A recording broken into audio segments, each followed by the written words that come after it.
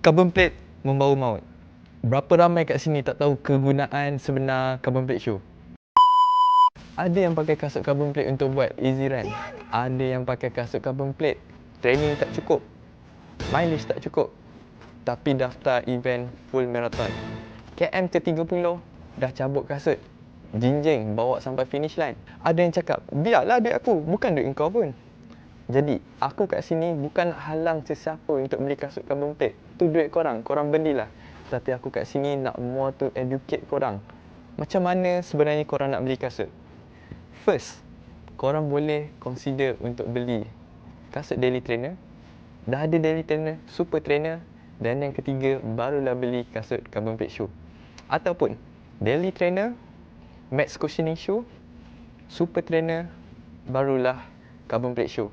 Jadi, apa beza keempat-empat kasut ni? Okey, tengok dekat atas. Jadi, korang kena buat pilihan yang bijak. Sama ada kasut daily trainer ataupun kasut carbon plate untuk event running korang.